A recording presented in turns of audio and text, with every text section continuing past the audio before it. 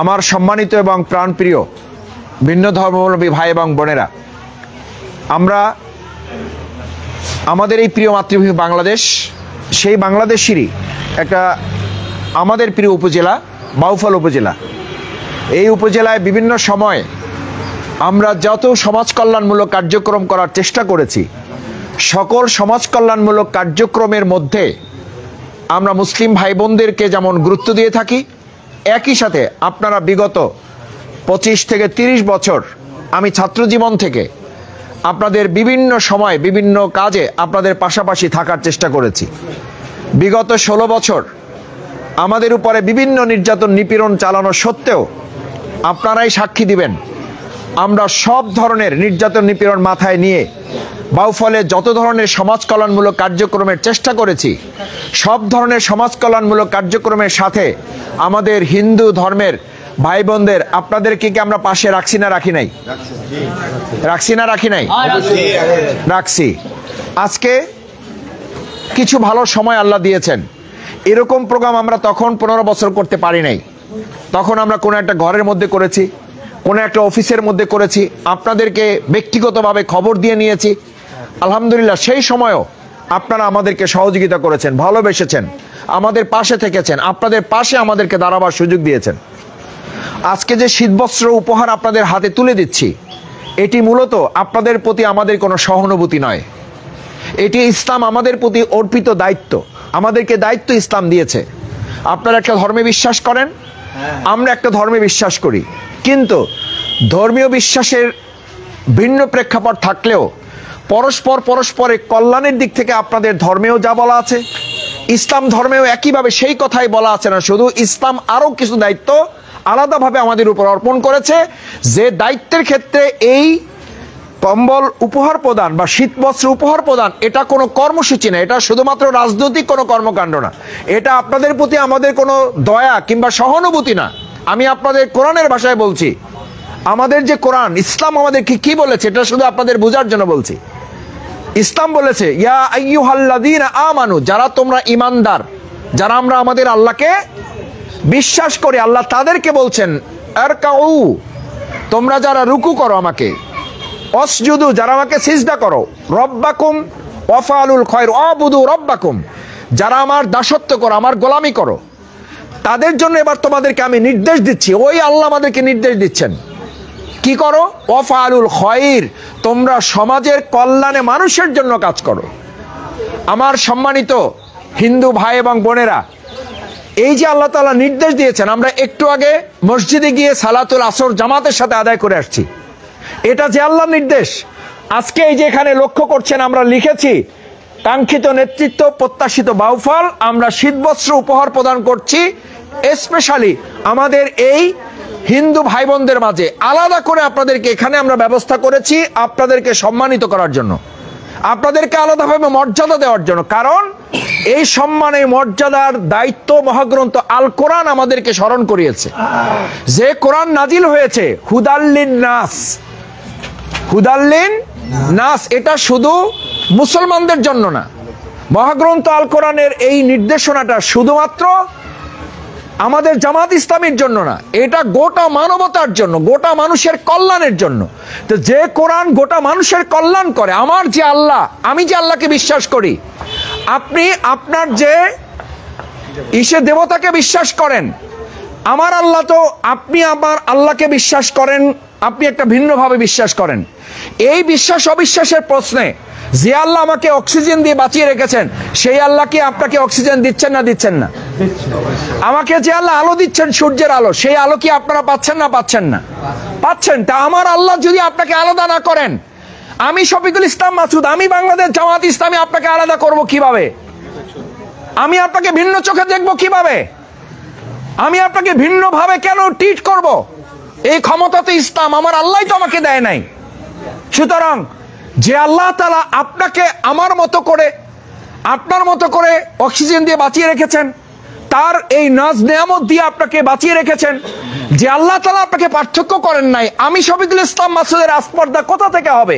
যদি এটা করে থাকি তাহলে পরিপূর্ণভাবে আমি আল্লাহতে বিশ্বাস করি, এটা প্রমাণিত হয় না।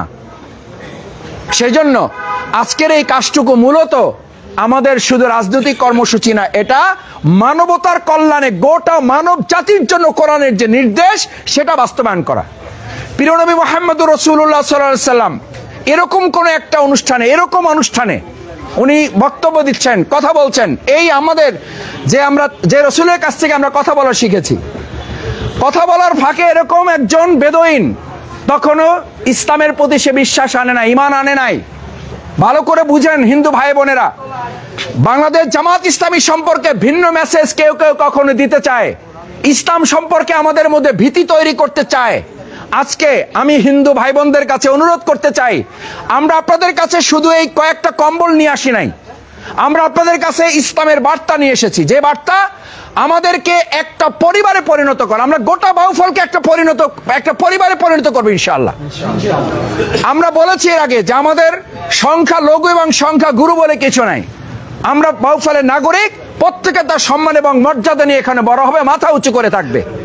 এবং আপনাদের মনে থাকার কথা, 2024 সালের 5ই আগস্ট দেশের প্রেক্ষাপট পরিবর্তনের পর আমরা সবাই মিলে যখন বলেছিলাম যে আমাদের মুসলমানরা যেমন নিরাপদ থাকবে, আমাদের হিন্দু ভাই বোনেরাও সেরকম নিরাপদ থাকবে বলছিলাম। আলহামদুলিল্লাহ আমরা চেষ্টা করেছি আপনাদেরকে আমাদের পরিবারের সদস্যদের মতো করে সুরক্ষিত রাখার জন্য।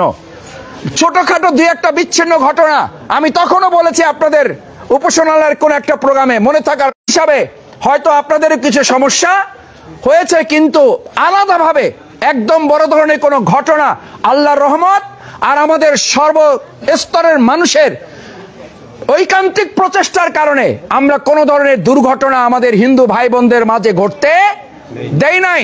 আমি ভাই বোনদের কাছে আজকে শুধু এতটুকু বলতে চাই, সেই বেদুইন যখন রাসূল করিম সাল্লাল্লাহু আলাইহি সাল্লাম বক্তব্য দিচ্ছেন, বক্তব্য শুনতে শুনতে এরকম প্রোগ্রাম, আমি আপনাদের কোনো অহংকার করছি না, আমার দলের কোনো অহংকার প্রকাশ করছি না, অন্য কোনো একটা দলে কথা বন্ধ করতে আরো কমপক্ষে 50 জন নিয়োগ করা লাগে, তারপরও কথা বন্ধ হয় না। মানে হইচই এলোমেলো চলতেই থাকে, মাইক দিয়েও কথা শোনানো যায় না। আর আমি তো খালি মুখে কথা বলছি, একজন টু শব্দ করছেন। আমাদের এখানে বাচ্চারাও আছে, আমি ধন্যবাদ জানাই যে আপনারা অত্যন্ত সুন্দরভাবে আপনারা কাজ করছেন, কথা শুনছেন। ঠিক এরকম রাসূল করিম সাল্লাল্লাহু আলাইহি সাল্লাম নীরব নিস্তব্ধ হয়ে বেদুইন রাসূল সাল্লাল্লাহু আলাইহি সাল্লামের বক্তব্য শুনছেন, এমন ভাবে শুনছেন যে তার যে প্রকৃতির প্রয়োজন হয়েছে, তার যে ওয়াশরুমে যেতে হবে, টয়লেটে যেতে হবে, এটা সে ভুলে গেছে। ওই মসজিদে নববীতেই সে প্রস্রাব করে ফেলছে। রাসূল করিম সাল্লাল্লাহু আলাইহি সাল্লামের কাছে তখন সাহাবা আজমাইন কেরাম গিয়ে কেউ অভিযোগ করলো, ইয়া রাসূলুল্লাহ, একজন বেদুইন সে আমাদের মসজিদ অপবিত্র করে ফেলেছে। রাসূল করিম সাল্লাল্লাহু আলাইহি সাল্লাম এই কথা বলতেই দু একজন সাহাবী কেউ মনে করছে যে এই বোধহয় ইন্টেনশনালি করছে, এর শাস্তি হওয়া দরকার। কেউ ধরতে গেছে, কেউ তারে শাস্তি দিতে চাইছে। মুহাম্মদ রাসূলুল্লাহ সাল্লাল্লাহু আলাইহি সাল্লাম সাথে বললেন, তার দিকে কেউ যাবে না, তাকে তার জায়গায় থাকতে দাও। সাহাবীদেরকে নির্দেশ দিলেন, তোমরা এখান থেকে 2-3 জন যাও, বালতিতে করে পানি নিয়ে আসো, এবং এই সে যে নাপাক করেছে, অপবিত্র করেছে, এটা পরিষ্কার করে ফেলে। দায়িত্ব ওই বেদুইনকে দেওয়া হয় নাই, কাকে দেওয়া হয়েছে? মুসলিমদেরকে, সাহাবীদেরকে দেওয়া হয়েছে। তোমরা এটা পরিষ্কার করো। রাসূল সাল্লাল্লাহু আলাইহি সাল্লাম নিজে বালতিটা ধরলেন। হিন্দু ভাইয়েরা বোনেরা, বাংলাদেশ জামাত ইসলামী সেই ইসলামকে অনুসরণ করে, আমরা জামাতকে অনুসরণ করি না, আমরা ইসলামকে অনুসরণ করি। তার জন্য বাংলাদেশ জামাত ইসলামী। রাসূল সাল্লাল্লাহু আলাইহি সাল্লাম নিজ হাতে পানি ঢেলে বেদুইনের ওই প্রস্রাব পরিষ্কার করে দিলেন। বেদুইন এটা দেখার পরে শুধু বিস্মিতই হয় নাই, সাথে মুহাম্মদ রাসূলুল্লাহ সাল্লাল্লাহু আলাইহি সাল্লামের যিনি প্রতিপালক, যিনি রব, তার কাছে তিনি হাত তুললেন। তার অন্তর থেকে একটা দোয়া বের হয়ে গেল, আল্লাহুম্মা রহামনি মুহাম্মাদান, আল্লাহুম্মা রহামনি ওয়া মুহাম্মাদান। হে আল্লাহ, আপনি আমার প্রতি রহম করেন আর মুহাম্মদের প্রতি করেন। ওয়ালা তারহাম মানা আহাদান, আপনি এখানে আর যারা আছে এদের কারো প্রতি আপনি রহম করেন না, কারণ এরা আমারে মারতে চাইলে চাইতেও পারতো, কিন্তু মুহাম্মদ আমাকে কি করছে? রক্ষা করছে। আপনি আমারে রহম করেন আর মুহাম্মদকে রহম করেন এই জন্য যে আমি যে আপনার দয়া আজকে রক্ষা পাইছি, এই জন্য আমার প্রতি করেন আর মুহাম্মদের প্রতি করেন। মুহাম্মদ সাল্লাল্লাহু আলাইহি সাল্লামের কাছে সাথে সেই লোক হাত দিয়ে কালেমা পড়ে মুসলমান হয়ে গিয়েছে। আজকে আপনাদের কাছে এই শীতবস্ত্র উপহার নিয়ে আসি নাই, এটা একটা উপলক্ষ মাত্র। আমরা আপনাদের কাছে এসেছি, আপনারা আপনাদের ধর্ম পালন করবেন, আমরা আমাদের ধর্ম পালন করব। ধর্মের মাধ্যমে যেন আমাদের মধ্যে কোনো বিভেদ তৈরি না হয়, আমরা যেন পরস্পরকে শত্রুকে পরিণত না করি। মানবতার এই ধর্ম বাংলাদেশ জামাত ইসলামী যেন আমরা কাঁধে কাঁধ মিলিয়ে বাউফলবাসীকে একটা পরিবারে পরিণত করে আগামী দিনে প্রত্যাশিত বাউফলের জন্য কাঙ্ক্ষিত নেতৃত্ব তৈরিতে আজকে আহ্বান জানানোর পর আপনারা যেভাবে এসেছেন, আগামী দিনে আমরা কি কাঙ্ক্ষিত নেতৃত্ব প্রত্যাশিত বাউফল করার জন্য যদি আপনাদের সহযোগিতা চাই, ভালোবাসা চাই, আপনাদের সমর্থন চাই, দোয়া চাই, সেক্ষেত্রে আপনাদের সহযোগিতা, ভালোবাসা, দোয়া কি আমরা পাবো ইনশাল্লাহ? দেখে ইনশাল্লাহ পাবো ইনশাল্লাহ, দাদারা দিদিরা ইনশাল্লাহ। ইনশাল্লাহ আপনাদের দোয়া এবং ভালোবাসা, সহযোগিতা, সমর্থন থাকলে আমরা বাউফলকে একটা পরিবারের মতো করে পরিচালনা করব, সেই প্রতিশ্রুতি আমরা আপনাদেরকে দিচ্ছি।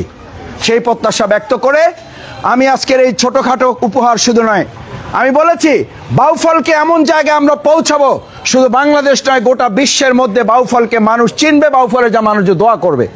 আমি দোয়ার জন্য বলছি, আবার বলছি, আজকে একটা প্রোগ্রামে বলে আসছি, আমি শুধু আপনাদের দোয়া ভালোবাসার জন্য বলছি।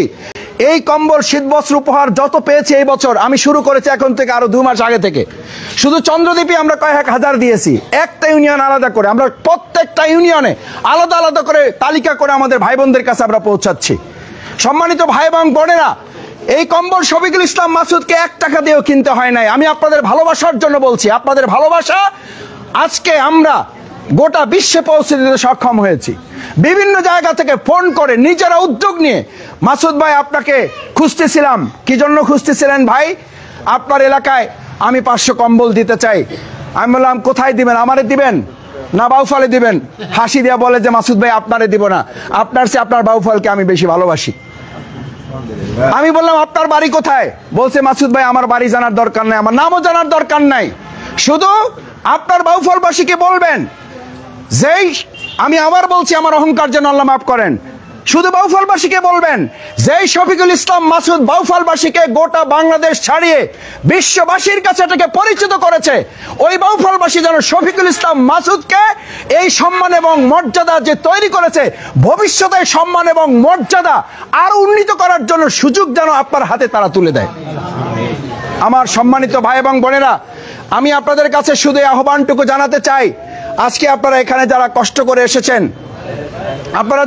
করে এসেছেন, আমি আপনাদেরকে অনুরোধ করে আসুন, আমরা আমাদের এই প্রিয় বাউফলকে আমরা এমনভাবে গড়ে তুলব যাতে এখানে আমরা একটা পরিবার হয়ে যেতে পারি, আমরা একটা সম্মান এবং মর্যাদার জায়গা তৈরি করতে পারি।